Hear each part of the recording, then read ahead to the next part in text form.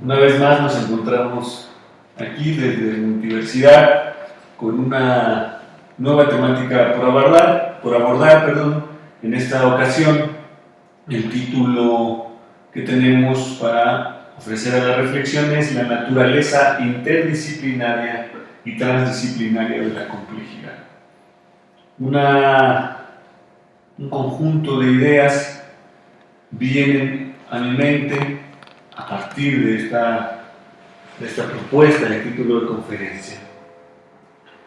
La primera es una charla que me invita a dar una querida amiga académica en una universidad mexicana pública sobre el rumor y en particular los aportes de la obra de El rumor de Orleans de Edgar Morin para el estudio de este fenómeno social, cultural y psicológico.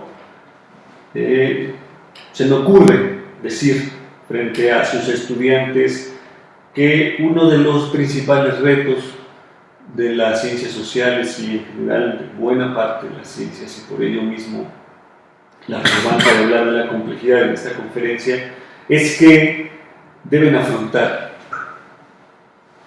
el hecho de que en muchos escenarios se hace transdisciplina.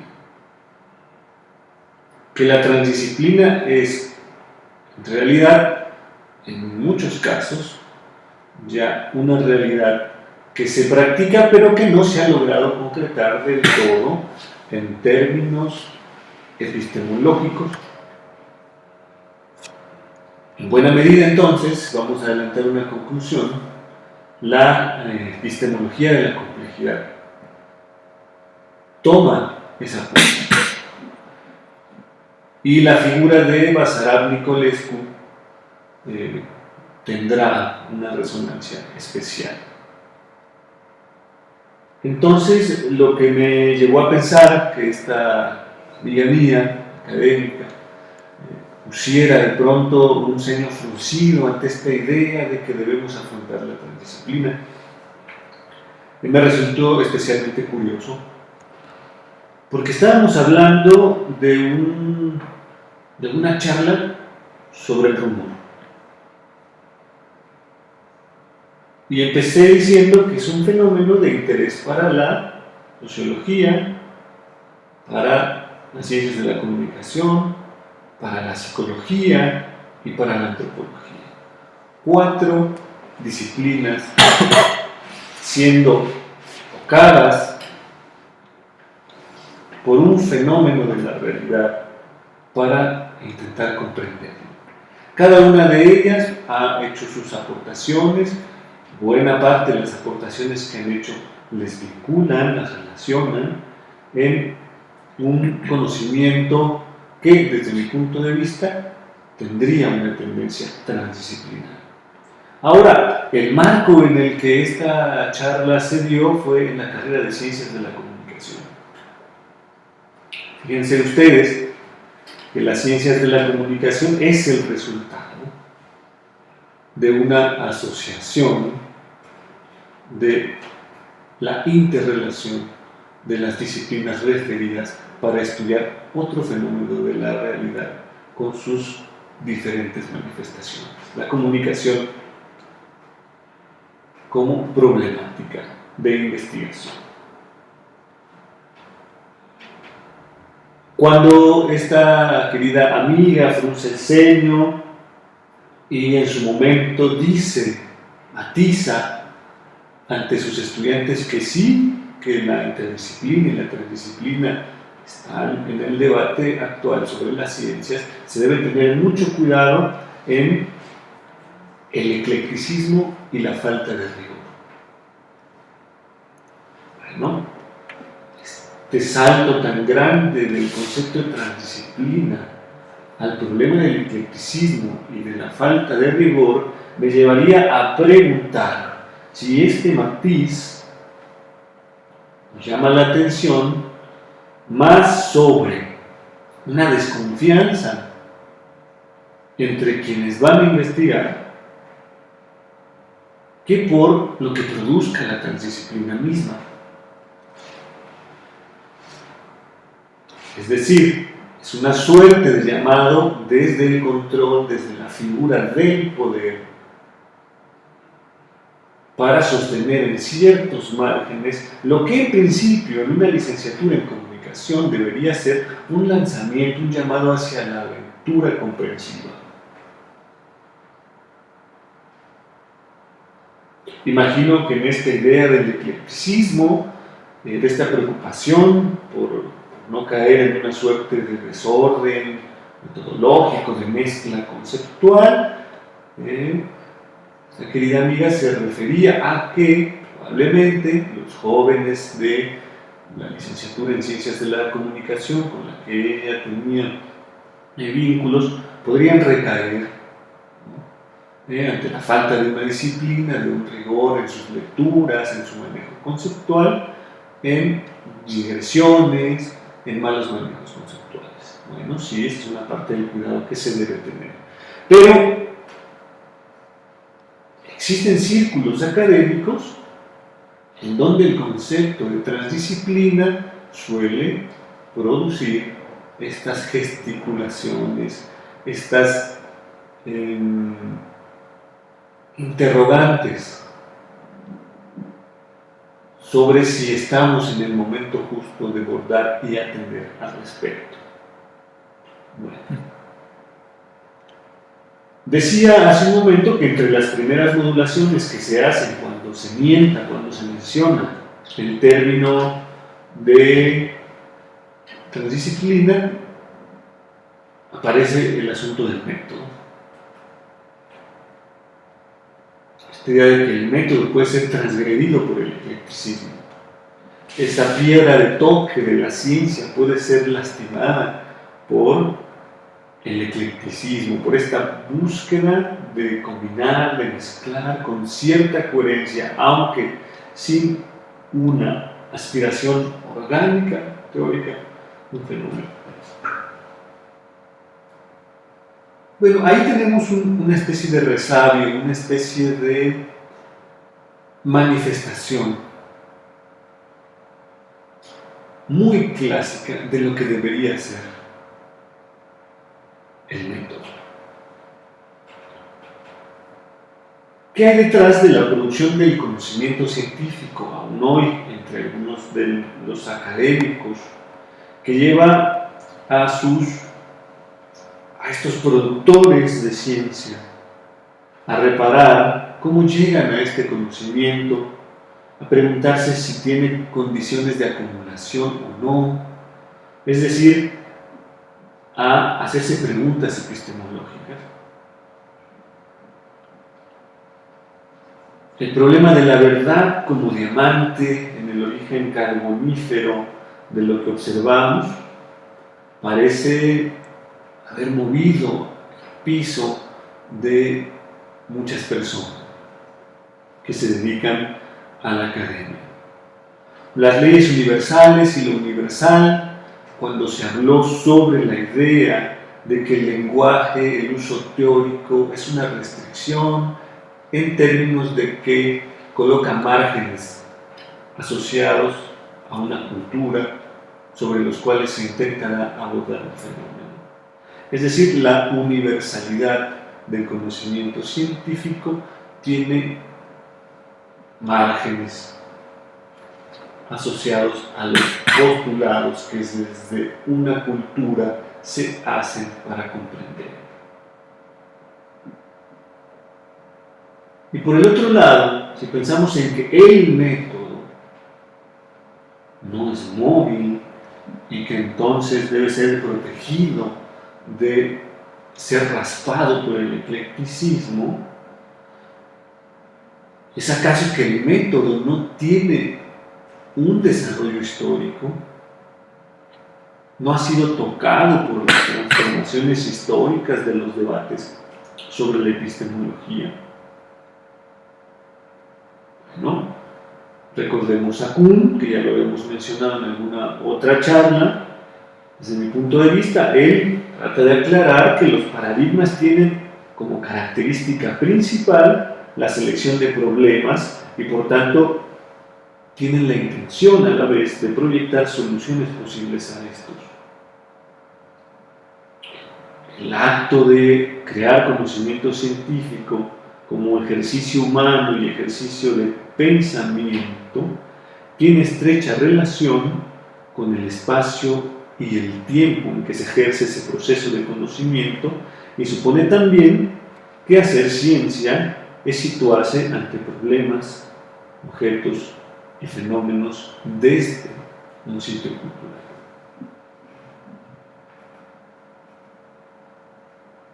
Podríamos decir, si queremos jugar un poco, extender un poco más esta idea de los márgenes del conocimiento científico, uniendo en cierta relatividad la noción de la universalidad del conocimiento científico, que me voy a meter en un pequeño atolladero, pero veremos si lo sorteo con lo que voy a plantear. Las potencialidades y límites que constituyen los elementos de valoración teórica van asociados a la noción de totalidad móvil del método científico, sobre el cual podemos decir que ha resultado más pertinente plantearse la idea de metodologías y técnicas de investigación. Es decir, si existe tal cosa como el método, ese método se ha visto tocado por la historia, por la movilidad de ese pequeño todo sobre el cual intentamos conocer el mundo y ha producido en ese camino algunos matices, algunas transformaciones que lo llevan hoy a no ser ese objeto cerrado, móvil, petrificado, para buscar las respuestas sobre la realidad. Hay una concepción bastante arraigada, que tiene mucho valor, que importa cuando estudiamos metodología de investigación, sobre el proceso del conocimiento. Es en general un circuito que va de las observaciones, lo que se observa cuando se investiga, a los principios generales. Axiomas, leyes, hipótesis, y de estos principios se coteja después, da cuenta con lo observado, y esta imagen se remonta en buena medida a lo propuesto por Aristóteles, ¿no? Uno observa, tiene datos, genera una inducción, se realizan los primeros principios y después se procede a la deducción. Las discusiones sobre los componentes de este modelo en cuatro elementos básicos parecen haber sido menores hasta ahora en cuanto a lo que respecta a la forma en la que deben justificarse los enunciados. Es decir, parece estar aceptado que este proceso es el general. En lo que se ha discutido más es en cómo se justifican los enunciados científicos. Y en general se han dado dos vías, dos respuestas posibles. Por un lado está la del racionalismo clásico, que propone a la deducción a partir de axiomas, y por el otro lado está el empirismo, que trata de llegar a cierta verdad a partir de inferencias inductivas. Es decir, se trataría de que en el racionalismo clásico hay una tendencia a privilegiar la deducción y en el empirismo a privilegiar la inducción. Las dos formas de justificación que acabamos de mencionar tenían como ideal científico la demostración de la verdad. En este sentido, el racionalismo clásico suponía que los valores de verdad iban de arriba hacia abajo, como una figura visual, de la evidencia de los primeros principios a los enunciados, que se deducían posteriormente de ellos para explicar el fenómeno. El empirismo clásico, por su parte, intentó llegar a conocimientos por otro derrotero. Trataba de asegurar las evidencias por medio de la observación, de la base empírica, y desde ella ascender inductivamente a los principios o leyes fundamentales. La verdad, hasta donde sabemos hoy y se ha problematizado sobre lo observado y lo observable y sobre lo razonado, se discutía poco.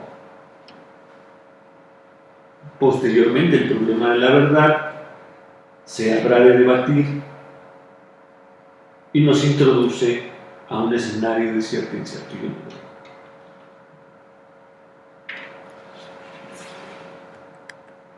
En última instancia, el proceso de hacer ciencia implica la verdad, implica la construcción de conocimiento que tenga una vocación hacia la verdad, pero no busca el universal, único y absoluto de una verdad totalizante. En este sentido, es cuando se habla de falsar, de la posibilidad de falsar el conocimiento científico. Al introducirse el problema de cómo se falsean, cómo se produce la falsación, lo que se produce es que se atiende ahora a las preguntas de cómo permanece, cómo cambia, cómo se deja de lado una teoría que en una época fue considerada de mayor validez, mayor cercana a la verdad. La validez entonces de una teoría fue convirtiéndose en un asunto relevante. La inducción y la deducción entre estas preguntas se entendían ahora más como procesos dentro del desarrollo de los enunciados y las teorías. La teoría entonces sería un intermedio discursivo entre lo observado y lo observable,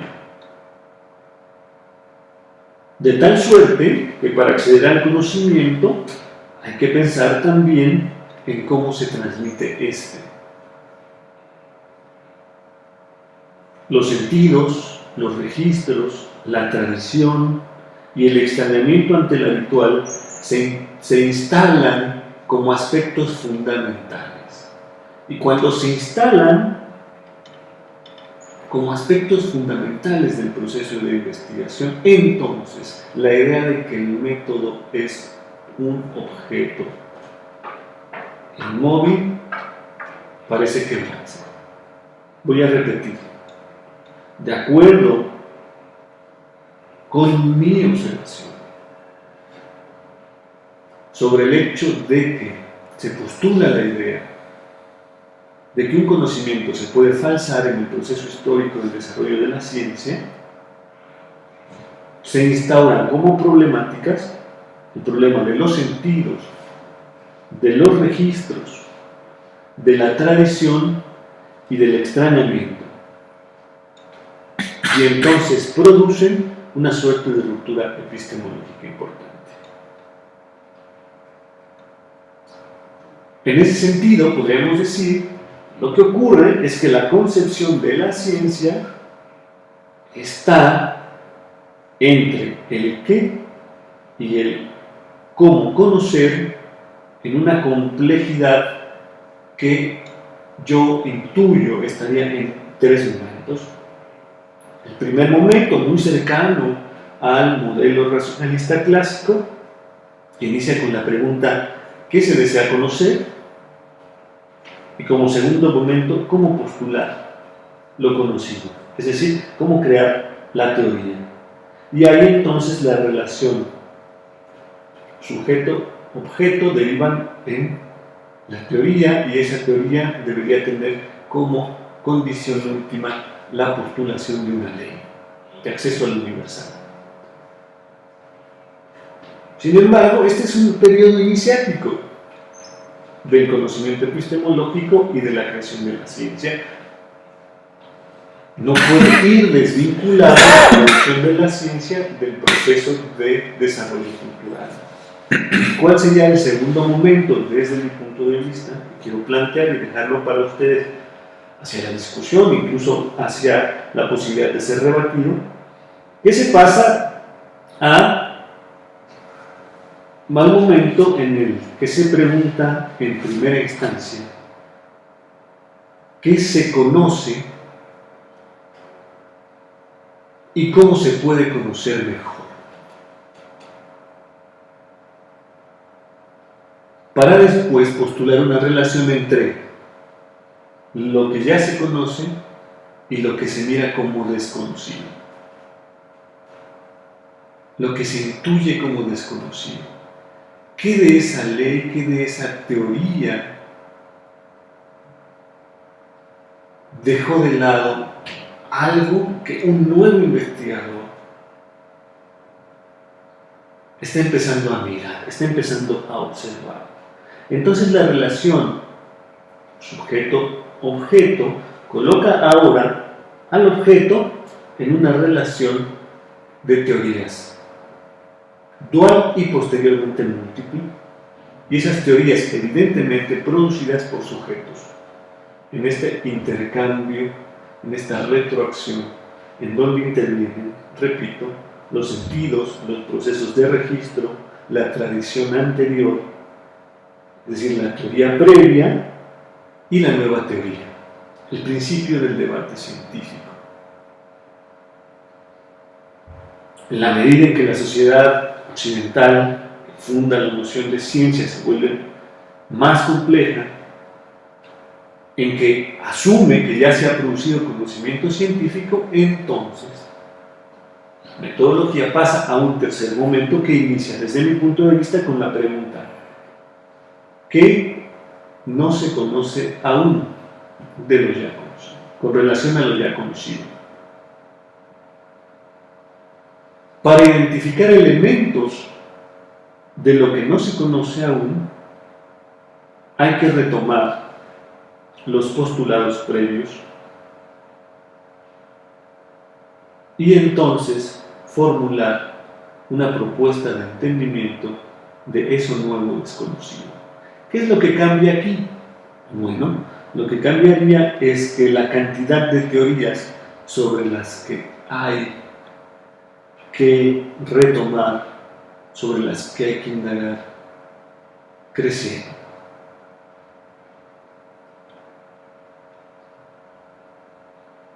E incluso lo que fuera un objeto de investigación en el primer periodo, al haber varios elementos ya conocidos, nos puede llevar a descubrir que este objeto, como una totalidad aislada, no es la realidad última, sino que tiene asociaciones con otro objeto. Y entonces, en la relación que ese objeto tiene con otro, se crea un fenómeno nuevo por investigar. La relación entre un objeto y otro es la relación entre conocido, lo que se conoce en un momento, en una circunstancia, y lo que se considera como desconocido. La problemática que plantean los objetos o hechos observables o fenómenos, según se quiera, las teorías y las metodologías, desde mi punto de vista, está en que son motivos y fines del proceso de conocimiento. El objeto motiva la investigación, la posibilita, pero a la vez la convierte, la transforma, le ayuda a consolidarse como tal. Lo mismo ocurre con la metodología y la teoría. Estos tres componentes básicos del proceso de conocimiento se tocan, se moldean y se movilizan en el proceso general de desarrollo y permanencia del conocimiento por la acción del investigador.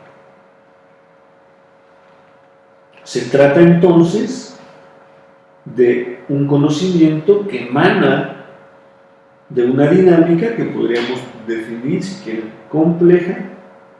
Por ello, la relevancia y la permanencia de la epistemología, y la idea de que la epistemología siga mirando entonces el proceso de cambios y transformaciones de lo que se entiende como método, para que esta misma ciencia no sucumba ante la tentación de convertirse en ideología.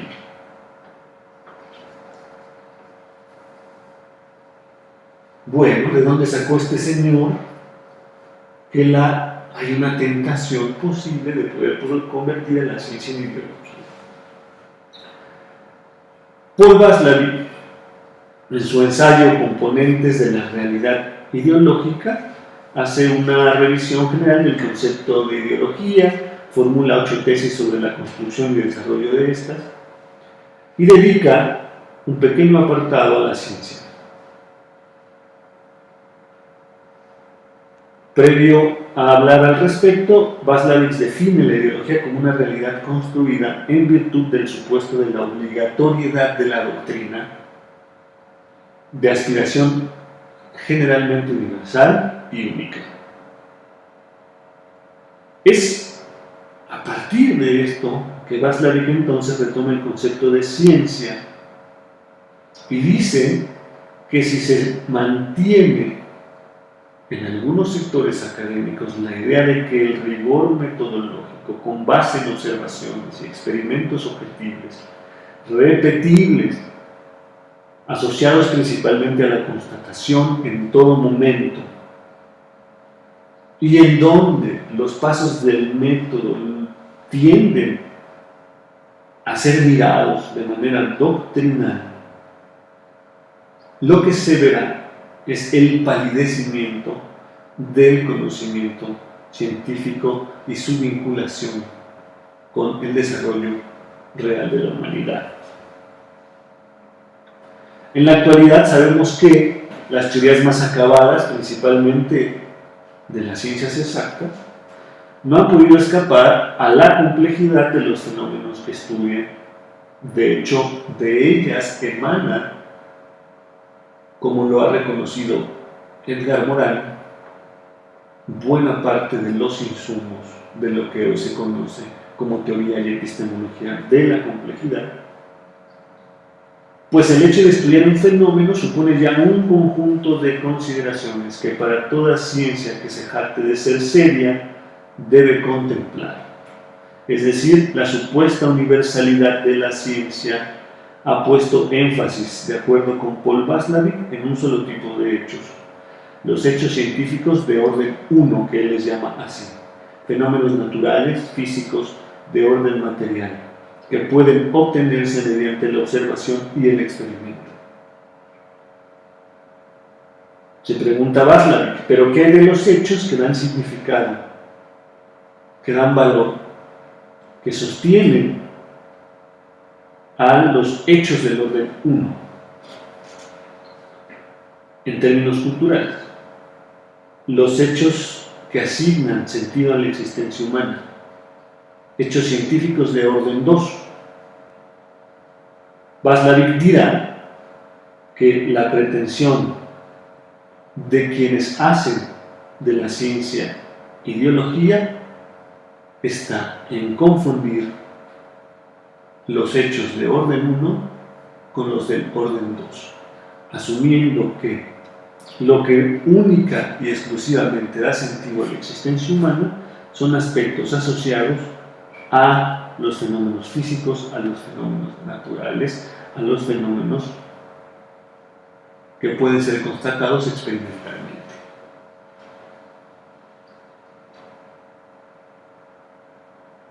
Bueno, notemos cómo ustedes que han leído, que han tenido algún acercamiento con la introducción al pensamiento complejo de Edgar Morin, este libro publicado en México por algunas editoriales, hay dos, me parece, que dice también, está muy cercano a estos planteamientos de Paul Maslow.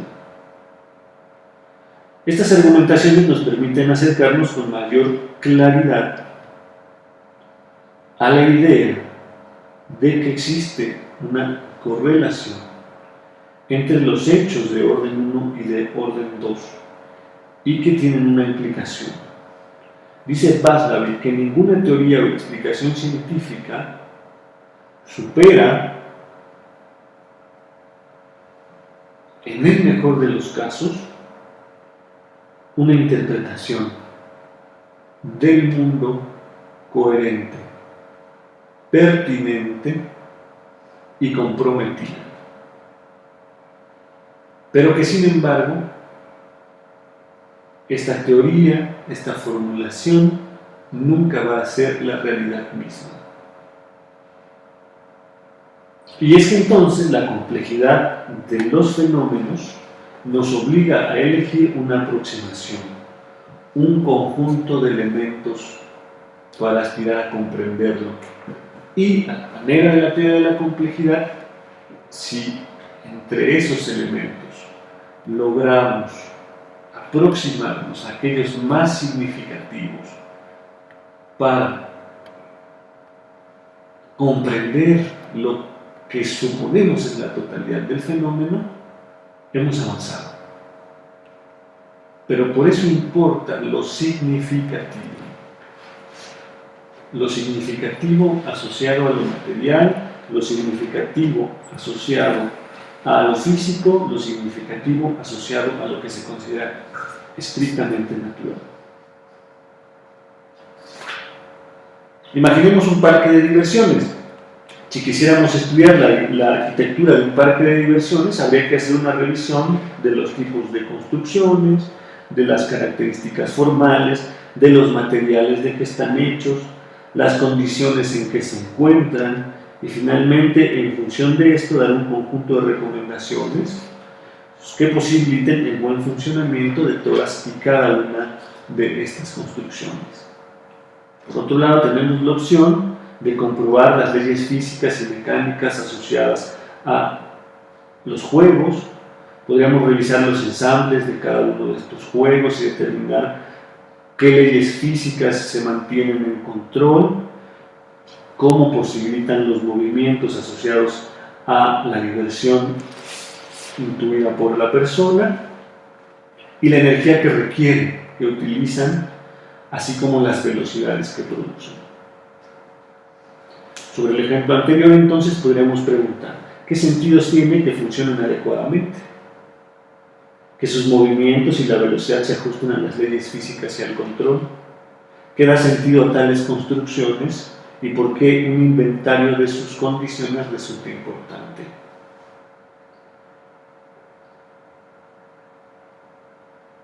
Es decir, hace falta introducir el carácter significativo para que la materialidad tome su estructura completa. ¿A qué universalidad podría aspirar un estudio sobre los parques de diversiones? Nos parece, y me parece que no existiría tal, y que el valor de una investigación, por ejemplo, como esta, radicaría en la relación que tenga, por un lado, con una disciplina en específico, y por el otro, con la adscripción cultural del investigador. Y sin embargo, en el ejemplo descubrimos cómo en un acontecimiento humano como el de los parques de diversiones hay una relación entre disciplinas para producir y posteriormente para entender analíticamente el fenómeno. Ahí está, en el centro, la justificación desde mi punto de vista de lo que se entiende por interdisciplina. Sería difícil decir que lo que tenemos material y culturalmente es producto exclusivo del trabajo en una disciplina o en un oficio o en una actividad tal. Se trata del producto imbrincado de oficios, de trabajos, de acciones y de disciplina.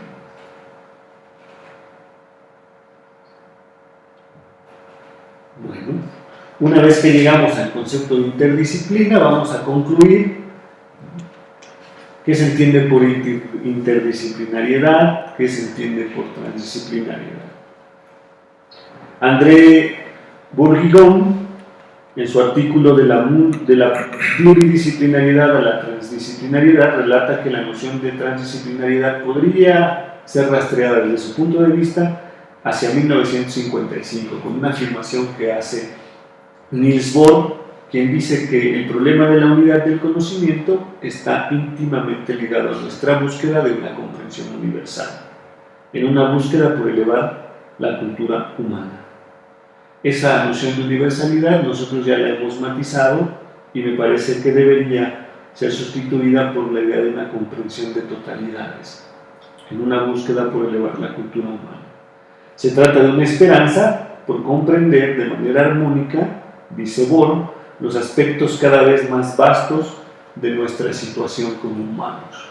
Este último matiz es fundamental, me parece, y además es un matiz muy lindo que coloca al final, en particular viniendo de un hombre que se dedicó a las ciencias básicas, ¿no? Se trata de una esperanza por comprender de manera armónica los aspectos cada vez más vastos de nuestra situación como humanos.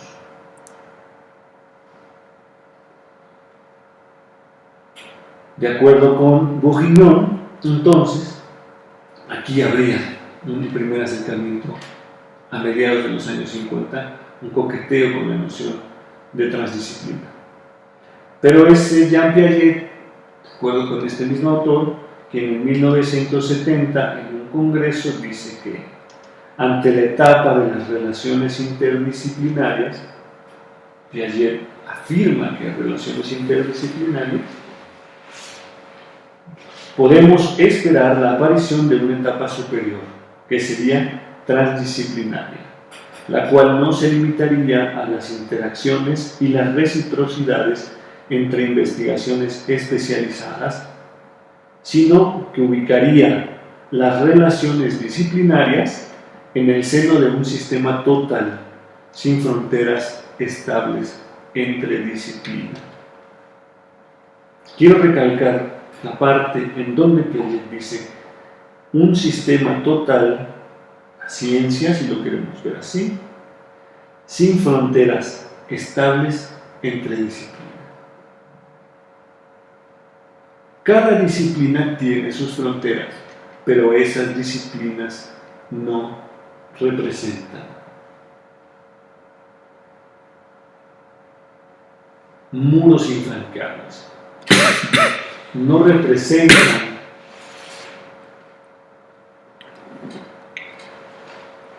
escenarios por donde el conocimiento de otra no pueda penetrar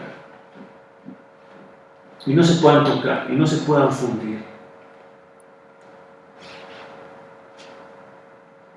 Si por la vocación del investigador se encuentra que entre ellas y por producto de ellas estamos ante la posibilidad de entender aspectos de nuestra situación como humanos a la manera de Niels Bohr. Decíamos al principio, entonces, que Morán y Basarab Nicolescu tendrán un papel fundamental, pero me voy a concentrar en esta ocasión por definir aquello que Basarab Nicolescu entiende por interdisciplinariedad primero y después por transdisciplinariedad. Nicolescu nos dice que la interdisciplinariedad tiene que ver con la transferencia de métodos de una disciplina a otra, implica el desborde entre disciplinas, pero su meta todavía permanece dentro del marco de la investigación disciplinar. Es decir, todavía estamos en el marco en donde las fronteras se respetan un tanto, pero ya hay una circulación, un flujo de información principalmente asociado a la metodología entre las ciencias. Pensemos en la investigación etnográfica como metodología, como técnica de investigación, concreción, que es utilizada por antropólogos, por sociólogos, por psicólogos, y que ha tenido una tendencia a ser aceptada en escenarios como la administración y la pedagogía.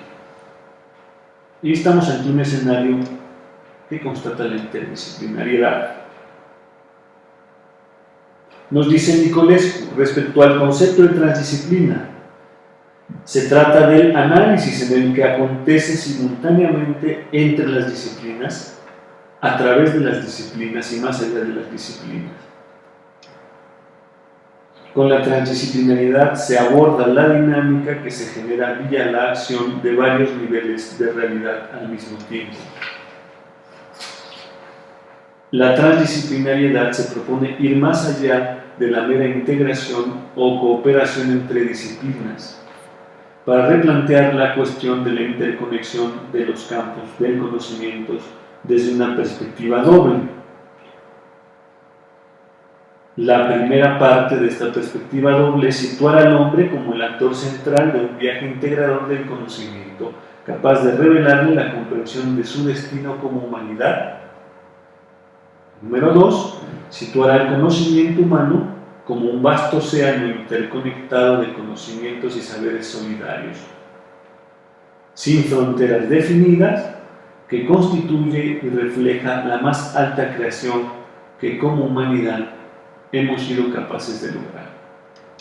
Hay quien dice que, por ejemplo, la bioética sería un resultado de la transdisciplina.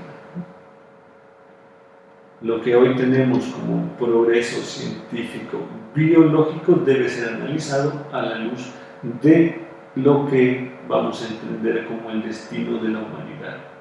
En particular, si pensamos en los progresos de la genética también, ¿no? ¿Qué significa en términos de evolución, por ejemplo, que tengamos semillas que duran un ciclo agrícola y que se autodestruyen? ¿Qué significa en términos bioéticos? ¿Qué significa en términos bioéticos? Que se produzca una lucha por las patentes de los códigos genéticos de las especies, y qué destino le otorga el análisis de esto a la humanidad. Nos ofrece para pensarlo, para cuestionarnos éticamente a nosotros mismos. Así, desde esta perspectiva, en Nicolescu, el ser humano se convierte en un viajero que explora las diversas islas disciplinarias del conocimiento, con la esperanza, siempre incierta, nótense las relaciones estrechas con la epistemología de la complejidad de Edgar Morin, de lograr una visión integradora de su destino en el mundo. Según Nicolescu, los tres pilares de la transdisciplinariedad serían niveles de realidad, distinción y variabilidad en el fenómeno como dos rasgos importantes por observar, lo que denomina la lógica del tercero incluido, es decir, una relación donde la dialéctica produzca dialógica, y la complejidad, es decir, la posibilidad, la vocación, la intención del investigador, de quien tiene la vocación por conocer, de generar la unidad del universo. Esta vocación por tratar de entender un fenómeno desde las totalidades disciplinares, siempre bajo el entendido de que la universalidad y la verdad se remiten exclusivamente a aspiraciones y no a escenarios en donde, una vez que se logra decir algo pertinente, coherente y verificable, hemos llegado al pináculo del saber. Porque de aceptar esto de manera rotunda, como lo hemos venido recalcando, y como recuerdo mi compañero el doctor Alexander de Composo ha dicho, una vez que el fenómeno de la realidad, que la ciencia asuma que ha alcanzado el pináculo de la verdad, estaría dictando su acta de defunción. Bueno, estas son las sugerencias, los postulados que desde mis revisiones hoy tengo a bien ofrecerles acerca de esta temática propuesta titulada La naturaleza interdisciplinaria y transdisciplinaria de la complejidad. Estamos en contacto y agradezco su tiempo y su paciencia.